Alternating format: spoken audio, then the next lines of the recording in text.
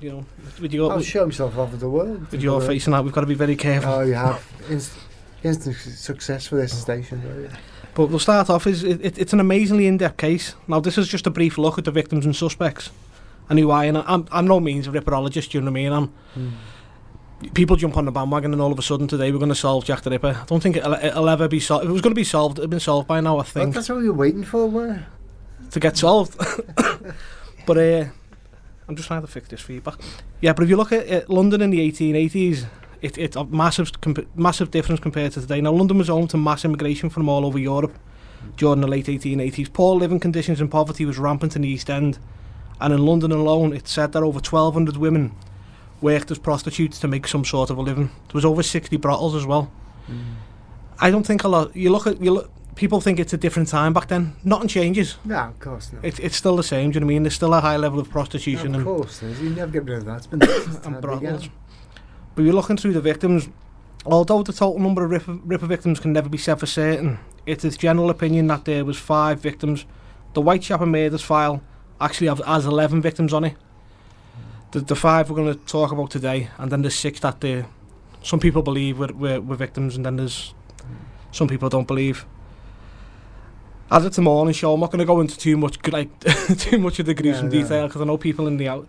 Some of our listeners are either drinking their Ensure or they're eating a crunchy nut and that. Yeah, we're not going to go too depth. But the first victim was Mary Nichols. Now, Mary, if you look on Instagram and Facebook, it's picture number 1. I've given you a copy of the picture. They're not great quality copies, which you're going to expect from the late 1880s. But the body of Mary Nichols was found in a gateway in Bucks Row. Her remains was found on the 31st of August 1888, just after 3 a.m. Mary is widely believed to be the first Ripper victim. Her body was found with various wounds, and her throat was cut twice.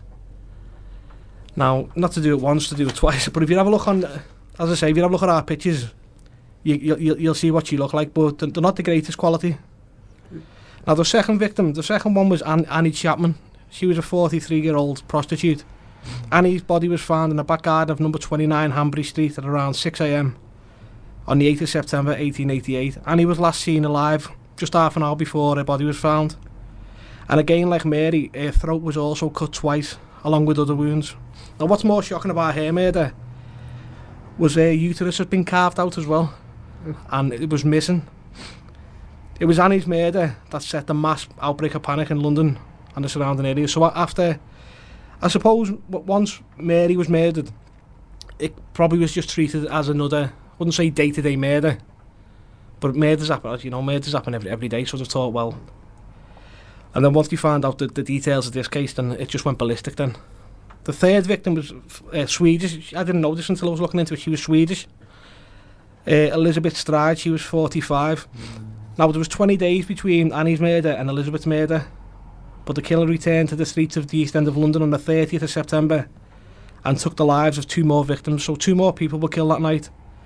Both were murdered within an hour of each other. The first victim on the night, and it's been dubbed the night of the double event, which is like a famous term for this evening, was Elizabeth Stride. Her body was found around 1 a.m. that night. Her throat too had been cut. But unlike Annie and Mary, her abdomen had been left alone. This was the first murder of that evening. So it's picture number 2 is Annie Chapman, and number 3 is Elizabeth Stride. Now, the second one on that night was 46-year-old Catherine Eddowes. And if you look at the picture of Catherine number 4, you've got there, I think that's probably the most upsetting one out of all of them. She looks, she's not in a good way. Do you know what I mean? No. Catherine's body was found around 1:45 a.m. on the 30th of September, so the same night. Her throat again had been cut. And like Annie, her uterus was missing, as was her kidney.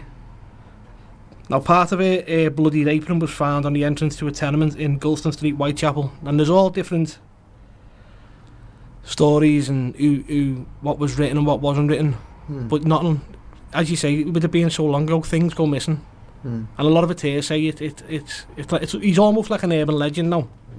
Not a murderer. It's the Ripper tours, and it's like a ghost tour. It's a massive money making thing for. It's mad, isn't it?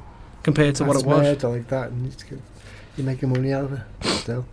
But the night after Catherine died, in between Catherine's murder And the next murder, which was that of Mary Kelly, there was letters, hundreds and hundreds of letters sent into the police and the press. A lot of them are obviously hoaxes, just people trying to make a name for themselves. But the first one was sent on the 1st of October, and these two I'm going to do now are believed to be genuine Ripper letters. The first one is dubbed the Saucy Jack postcard. I'll give you a copy there. There's also a copy online. Now, the letter was received on the 1st of October 1888 at the Central News Agency. The handwriting was similar to an earlier letter dubbed the Dear Boss letter, and makes direct reference to both this letter and the murders of the previous night. Now, people believe it to be a genuine piece of evidence that it was coming from the Ripper. What are we up to? And it states that Catherine Eddowes' ear was partly removed. Now, the fact that the postcard mentions the double event before it was described to the press both testifies its authenticity. Now, that's open to opinion, because as it says online, you can get it early press, so that could have been done and hand-delivered. Once they'd found out, it could have been someone who'd witnessed the body getting found, have written it and thought, you know what, we'll get in. But the letter reads, "I was not codding, dear old boss, when I gave you the tip. You'll hear about Saucy Jack's work in tomorrow's double event. This time, number one squealed a bit. Couldn't finish straight off. Ha. Not the time to get the ears for police. Thanks for keeping the last letter back till I got to work again, Jack the Ripper." I've had to rewrite it because the spellings are horrendous. So even when you're reading it, it's not making sense. Yeah. Do you know what I mean? Then the second letter was received. This is before Mary Kelly was found. Was on the 16th of October. Now, this is the famous one, from Hell letter. On the 16th of October, George Lusk, the president of the Whitechapel Vigilance Committee, received a 3-inch square cardboard box in the mail. Inside was half a human kidney preserved in wine, along with the following letter. I'm getting into it, double. Don't give me your cold. Now, the letter says, "Mr. Lusk, sir, I send you half the kidney I took from one woman and preserved it for you. Together piece I fried and ate. It was very nice. I may send you the bloody knife that took it out, if only you wait a little while longer. Catch me when you can, Mr. Lusk." Now, people go on and saying it's a good chance he was a well-educated, but you can tell by his writing, like, well, I think by his writing, No, he's not educated. you can't be that, because even you're reading it yourself and you're struggling to follow the wording, because the writing's so bad. Do you know what I mean? But his last victim, that was believed to be his last victim, was Mary Kelly. She was 25. Now, the whole of October passed. That's what I was mentioning in the double letter, the letters after the double event, and after the people probably thought that it had settled down and that was it. He was over. He'd either jumped on a ship to America or just disappeared or whatever.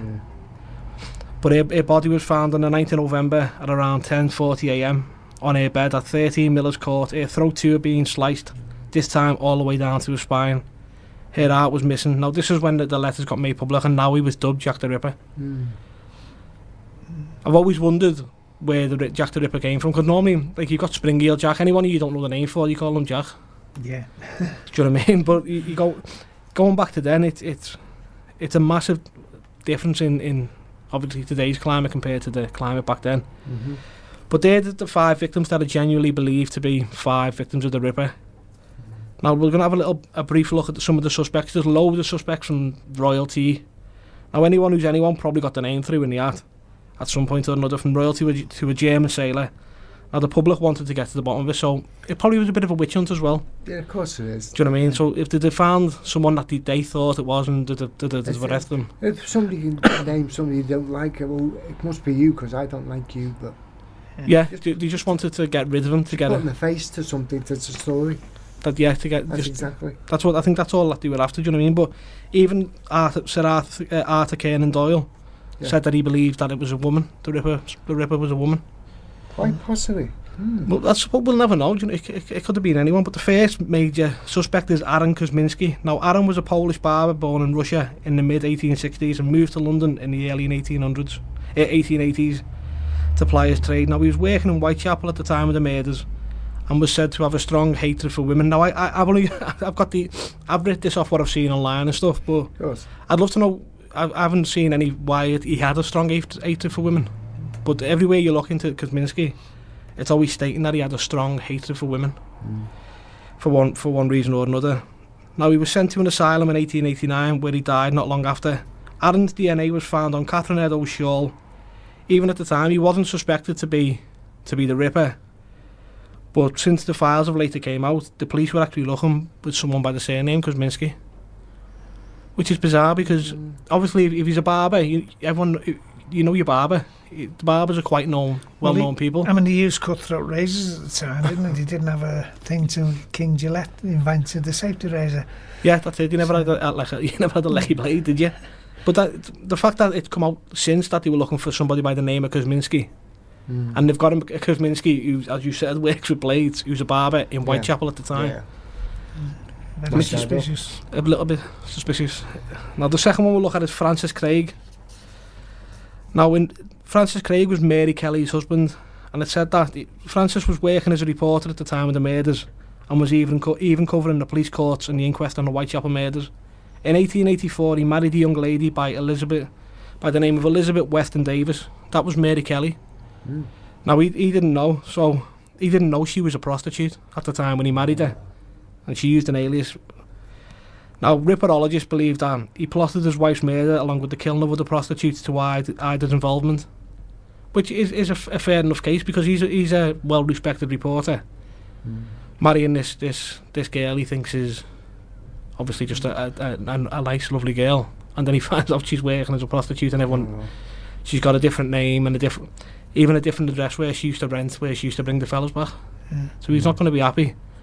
But he's only like a later case of a later suspect that's been brought out in the past 20-30 years. The third one was James Maybrick. No, I can't. Well, he was the famous one, really, wasn't he? Yeah, you can't. With being from Merseyside, you can't bring it up without not mentioning Maybrick. Do you know what I mean? It was a famous case that because his wife murdered him anyway, Florence, with arsenic poisoning. But we go on our YouTube channel. It took me about 4 hours to find his grave. I found his grave, but what we'll talk about now, when he found his famous book, someone actually went down and broke his grave in half, which is quite sad, and it's never been fixed, considering he was such a well-to-do man back then. Even now his grave's still in half, and that's going back over 25 years since it was done, do you know what I mean? But James was a cotton merchant and spent a lot of time in London. In 1992, a document was presented as James Maybrick's diary, and it claimed that he was Jack the Ripper. The diary's author does not mention by name, but often offers enough to consist with Mr. Maybrick's established lifestyle. Maybrick was murdered himself by his wife Florence on the 27th of April 1889 by arsenic poisoning. So maybe she found out. Maybe she found out what he'd been up to and thought, well, I'll just get rid of him now. Well, it's either him or her.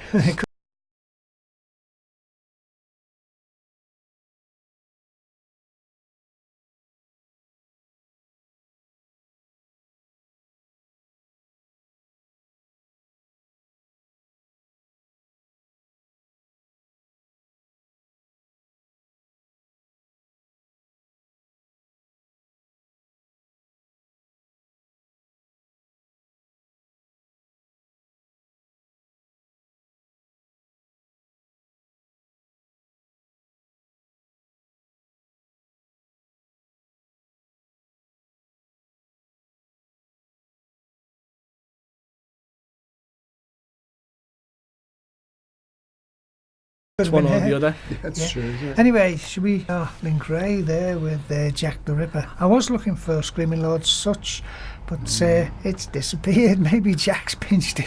It wasn't one bit of waiting in that song then. I was waiting for the start to kick in. But the last suspect that we were talking before we went off was Walter Sickert. Now there's an American author, you should be familiar, Patricia Cornwell. Now she spent thousands and thousands of dollars trying to get to the bottom of the Ripper case, and she's came out with the name Walter Sickert. Now he was a famous painter from the late 1800s, and his famous paintings were pictures of women and the East End and prostitutes as well. Now she's claimed that she found DNA evidence linked to Sickert or Snicker. Did they have DNA in those days? Well, I think Or are we talking about modern day research? modern day research, so where you've got like the Ripper letters, the From Hell letters and stuff, it's the DNA taken from that. Gone back to, because I presume they've got DNA of him because he was because he was a famous person. There's some kind of DNA saved somewhere. Yeah. Born in Munich in 1860, moved to London in 1869. Sickert was well known for painting, as I said, prostitutes, and in some paintings suggested that there was clues to the Ripper's murders, with experts suggesting that only the true murderer could have painted what he painted. In one of the paintings, there's a woman with a pearl necklace in the same pose. I looked online to try and get this picture to go up with the other ones, and I can't find it, but it says that the same pose, identical to that of Kelly when she was found murdered. No, she was the only one to be murdered in her bed, and the picture apparently of what he's drew is exactly the same pose. Let's see on this one. It's not on there, that's what I'm saying. I was trying to find it. And then another showed a woman's face mutilated by paint in a way similar to Edo's wound. Now that's the one I said, she looks very... It's messed up, but there's that many different suspects and everything else. But they're basically the solid one. There's a couple more that you can throw the name into the hat. Do you mean? But once you've looked in, I personally believe it was Kosminski. I think the more you read into it and the more you look at him, I think it was. But well, you never know, because That's a hard part of this. I mean, didn't they say that it was they thought it might have been the Prince of Wales? there's everyone. It was because, I mean, in those days, when I say lesser royals, I don't mean that with any disrespect, but you're not the king. Yeah. I mean, if the king could go anywhere, he was spotted straight away. But like the Prince of Wales or the dukes and what they could. They enjoyed themselves. Yeah, because there was no. It's not like today where everything's on social media and you step out the door and for a pint of milk and your face is plastered. So I suppose you were anonymous, weren't you? Yeah. Do you know what I mean? But there was one of the royals back then. I can't remember his name. I was looking. His face, it said, was consumed by syphilis, which isn't the best way to go. I don't think. Do you know what I mean? But there was that. As you said, there's that many different people whose name were through in the hat. Anyone who's anyone. Yeah. Do you know what I mean? Even suggesting that it was... I don't know why he suggested it was a woman. Yeah. But who, as I say, because you were saying before, who would you think it was? Who you always thought it was? I think I'm interested in the female aspect of it. Yeah. There could be a female doing it. What about you, John? I don't know. I mean, it could be anybody really. Could I mean, it wasn't unusual to carry a knife or a gun in those days anyway. They had these what they call foot pads, and we call them muggers today. So I mean, it could be maybe a bit flippant, but imagine a guy, and he's out for a good evening out, and he goes to the prostitute, and when he's finished his business, she just happens to confide in him that she's suffering with syphilis. Yeah. I mean, if it had been me, Not I a think good thing to do. I would have taken revenge. Well, that's what I'm saying. You don't know whether that's what it is, but Just don't know It's too. I think that the suggestion behind Sicker was the fact that it says that he was impotent due to an injury on his downstairs. I don't know what way to call it at 9:20 in the morning. I hope they're not thinking I'm Jack the Ripper. And then they said because it was sexual frustration. They believe most people who are serial killer, rapists, there's some sort of sexual frustration behind it. Yeah. Definitely a psychological illness, and definitely. Yeah, he's not right. I think it's a given. He's not quite right, is he? No, he's not quite all there, I don't think. But I think that the sad part is that, well, it's not sad. I suppose it's good if you work for them. They don't want it to be solved. I think once you solve it, all these rippers who done it and all that, it's going to stop, isn't it? It's like you said. There's people making money out of this too. Yeah. Well, that's it. Rippers' tours and things like that, and they don't want that. I don't think it's like the Loch Ness monster. Yeah. If you believe it, great. If you don't, as long as you keep going looking for it, there's still money behind it.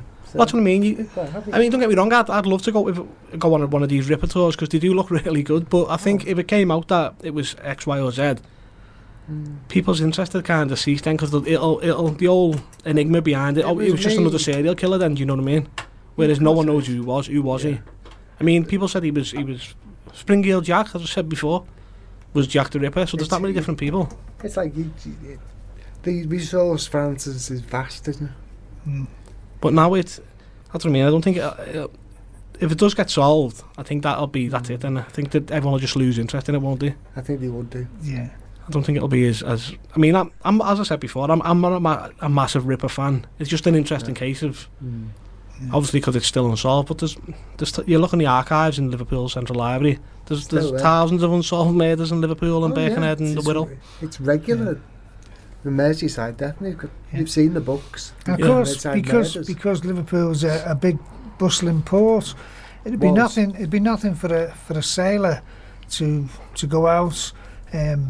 Maybe, I mean, it's just conjecture, but maybe he went with the prostitutes and he thought, well, this is going to cost me 5 shillings or whatever it was in a day. Yeah. And then she says, oh, you ought to say £20, or I'm going to call the police and say you raped me, you know. I mean, it's so he snuffs her out, and then he goes back to his ship, and the next day they sail. And well, it's like Paradise Street. Paradise Street was where the prostitutes used to hang out. Well, you know used what I to mean? be on the water. That was the quayside at the time before it. Yeah, so you're getting off the boat, and all everything was there. That the girls were waiting for you when you got off the ship, and there was the bordellos and bars and everything were there. Those things are everywhere. All over the world. Well, every seaport's got one. You've been a bloody to sea, for God's sake. I was going to say something else then. I mean, Skipperstrasse in Antwerp is just unbelievable. There's everything. It caters for every eventuality, you know. Even me. Even not that weird, no. But it's only about 100 yards long, and there must be about 50 bars in there, and there's everything there, you know.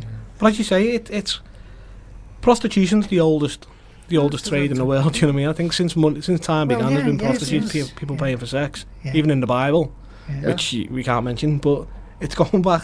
It's probably the oldest profession in the world. Well, it is the oldest profession. It's renowned as the oldest profession in the world. Yeah. We've solved one thing. We found the oldest profession in the world. Yeah.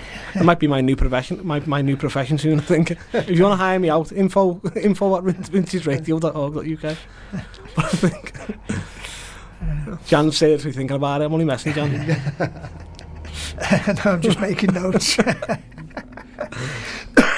It is a fascinating case, but as you say, even over you look at the murders from over here. I've looked at a few. I think there's a murder of a constable in New Brighton. There's lots of unsolved murders. That is an outlet, though, when you think about it.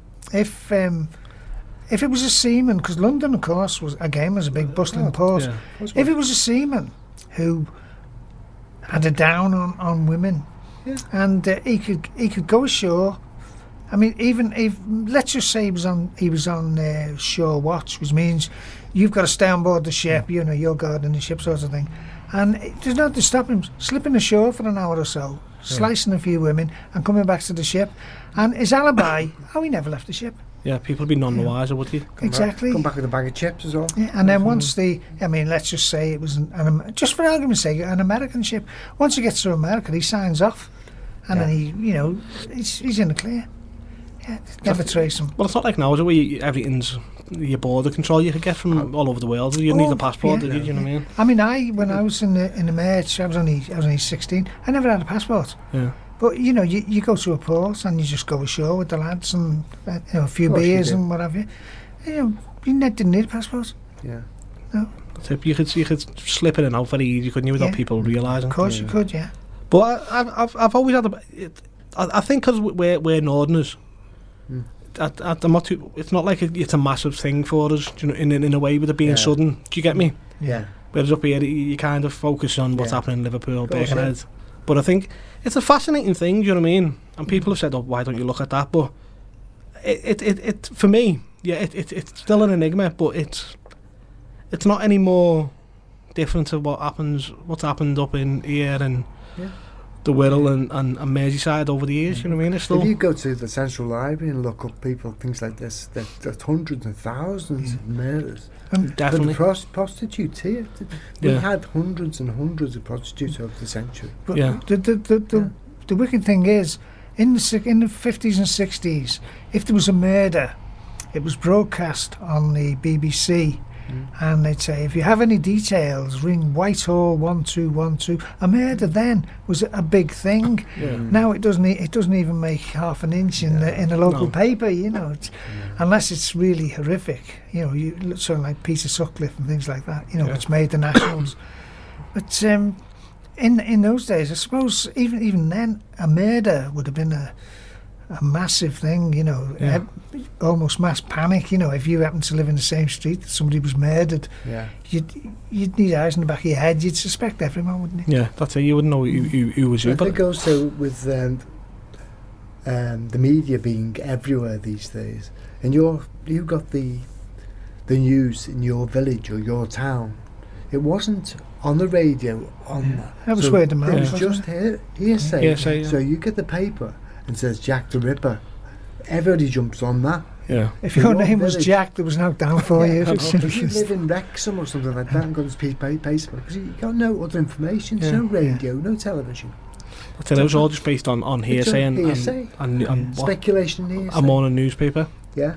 But as you say now, once a murder's happened now, the people know about it before the press release it because of social media and whatever. Do you know what I mean? It's everywhere. Before the victim.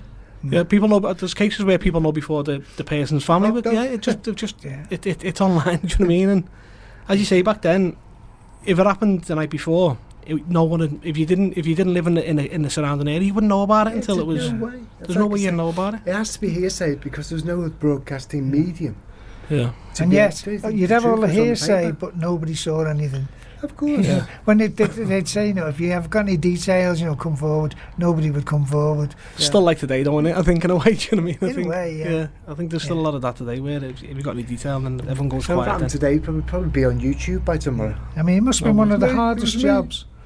To be a bobby in those days must have been one of the hardest jobs because they were all treated with suspicion anyway. Yeah. And they weren't sort of highly trained where they are today. You know, if the boots fitted and the hat fitted and you could swing a cosh, that was it. You know, you could be a bobby. Yeah. You know. But that's what like back then. Well, where were you? Where were you? But you look at the pictures of late 1800s and even in Liverpool and over here, it was slums. Do you know what I mean? It was rough. It was rife with poverty and not over disease. here. Liverpool, not over here. Because you're from the Wirral. I'm from the Wirral. Yeah, and everyone was out to make a crust, you know. And they were all they were, weren't they? I mean, one of the things I was told, I said as a young lad in the Merchant Navy, don't flash your cash. You know, you go into a strange city. You go. Obviously, it's like we've got Soho in London. Somebody goes out for a good night out, like maybe a weekend. These FA Cup weekends and sorts of things. You know, you go to the match and you're not going home till the Sunday. So Saturday night, where would you go to? Soho. Yeah. It's the only place you seem to know. And we were always told, you know, don't flash the cash, you know, because you could come unstuck. Yeah. And Jack the Ripper. yeah, no, even just male version. I mean, even then, just getting mugged, you know, and don't go anywhere on your own. So there was always at least two of you. And you wouldn't go downtown flash your cash at night time, would you? You'd be absolutely stupid. People probably did though, didn't they? Do you know what I mean? Thinking they were. Oh, it's safe round here. Yeah. Boomf. No. But I mean, it's not a case of somebody coming up to you and saying, "Give us your money." You know, Yeah. It could be a lot worse than that. If somebody comes up and says, "Give us your money," you're going to fight back, and they could have a gun, a knife, whatever, Yeah. and that's the end of you. And for what? A couple of quid. You know, so. That's what I'm saying. It's not worth it, is But it? of course, Yeah. when you think about it, these prostitutes now, there's a good chance that they were carrying money as well. Yeah. And in those days when money was scarce, I swear one of them all, the better well off would have been the prostitutes. I mean, if they take 5 or 6 clients a night, you know, they're not exactly skint. So they were the ones, if you're going to look for money, they're the ones that's going to have it, aren't they? I mean, you wouldn't mug the local washerwoman, you know, she's got two groats and a farthing. You know, they're the ones that's got the money. And of course they dress nice because, you know, you don't want a scruff bag, if you like. You know, so they're looking and they're you know, well made up and everything. Yeah. And say they're the ones that the blokes would go for, you know, the pretty ones, well dressed. And they're the ones that's making the money. So if you're going to bump one off for the money, because that never came up in the Ripper thing. No. It's not. That's a good point to raise, isn't it? Because even like Mary Kelly was found dead in her house. Yeah. For her to take the person back to her house to do that, there must have either he must be being well known or well dressed. Yeah. Because she must have trusted him. Or somebody's broken into a house and did it there. Yeah. Or she's a previous client. And like you said, there could be money in her house. She under whatever. That's the fascination that there's so much unknown. It's hard to specify it. Yeah. But that's a great point, isn't it? To think that maybe, especially if they're a working girl.